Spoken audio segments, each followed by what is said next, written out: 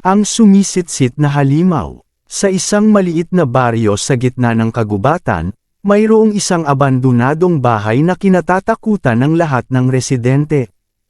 Ayon sa mga matatanda, ang bahay na iyon ay tinitirhan ng isang halimaw na sumisitsit tuwing hating gabi. Si Juan, isang matapang na binata, ay hindi naniniwala sa mga alamat. Isang gabi, naisipan niyang patunayan na walang katotohanan ang mga kwento tungkol sa sumisitsit na halimaw. Bitbit ang isang lampara at ang kanyang itak, pumasok siya sa bahay. Tahimik at malamig ang loob ng bahay. Ang bawat hakbang ni Juan ay nag-iiwan ng mga yapak sa makapal na alikabok sa sahig. Nang makarating siya sa sala, narinig niya ang unang sutyot. Isang mahabang, mabagal na sutyot na tila nagmumula sa likod ng mga pader. Siguro'y hangin lang, bulong ni Juan sa kanyang sarili. Ngunit ramdam niya ang bahagyang panginginig ng kanyang mga kamay. Nagpatuloy siya sa pag-ikot sa bahay, sinundan ang sutyot papunta sa ikalawang palapag. Habang papalapit siya sa isang kwartong tila matagal nang hindi nabubuksan, ang sutyot ay lumalakas at nagiging mas malinaw. Nang binuksan niya ang pinto, bumungad sa kanya ang isang lumang aparador na nakatayo sa sulok. Lumapit siya rito, at sa bawat hakbang, ang sutyot ay tila sumasabay sa tibok ng kanyang puso.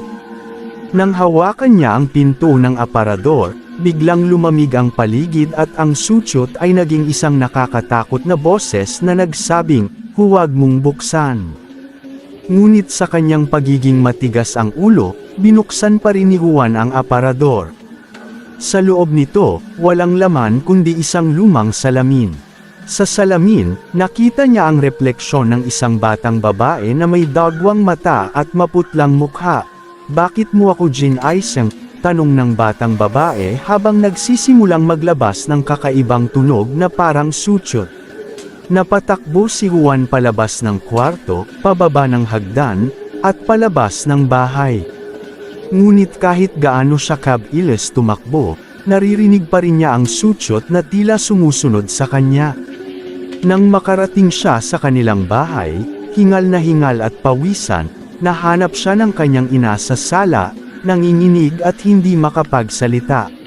Mula noon, tuwing gabi ay naririnig ni Juan ang sutyot sa kanyang mga panaginip, at bawat umaga, nakikita niya sa salamin ang batang babae na nakatitig sa kanya.